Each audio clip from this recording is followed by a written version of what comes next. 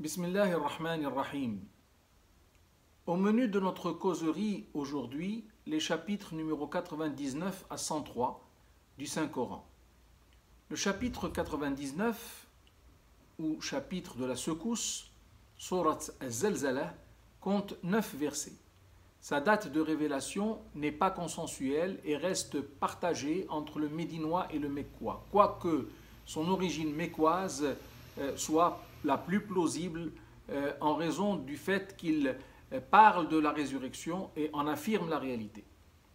Mais son point d'orgue est représenté par ces deux derniers versets qui sont considérés comme les plus synthétiques du Saint-Coran, en ce sens qu'ils résument de façon brève et claire toute la philosophie de l'existence de l'être humain sur Terre.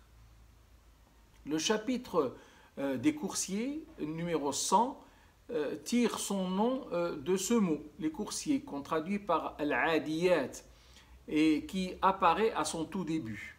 Il compte 11 versets et relève plutôt de la période mecquoise. Il commence par un serment et son principal but est de mettre en garde contre le fait de s'oublier dans les délices de la vie terrestre et de délaisser le culte d'Allah.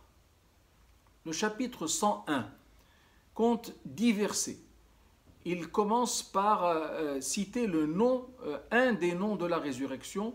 Il a été révélé à la Mecque et se nomme par ce nom-là de la résurrection le fracas, Surat al-Qari'ah. Il traite lui aussi du sujet de la résurrection sous cette nouvelle appellation, le fracas, et fait allusion à la rétribution finale et au sort réservé aux gens selon le choix qu'ils auront fait sur terre, bien sûr. Le numéro 102, au chapitre de l'émulation ou encore de la prolifération, Surat al-Takathur, compte 8 versets. Révélé très tôt en période mecquoise, il met en garde contre l'insouciance et motive la méditation autour des bienfaits d'Allah qu'il a donnés à l'homme, assurant qu'elle représente, la méditation, représente une très belle voie menant au salut final. Enfin, le chapitre de l'époque, Surat al-Asr, fait partie des 3 plus courts chapitres du Saint-Coran, tout comme celui de l'abondance, Al-Kawthar, que nous verrons plus tard, ou encore celui de la victoire, An-Nasr, que nous verrons également plus tard.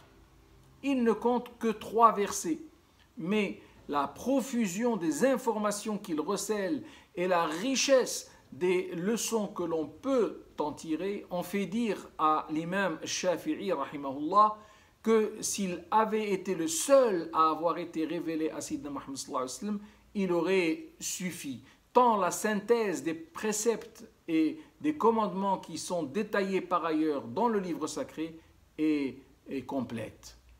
Aide-nous, Seigneur, à aimer tous ces courts chapitres et bien sûr à aimer tout le Saint-Coran. Rapproche-nous de toi, Seigneur. Amen, Amen, Amen.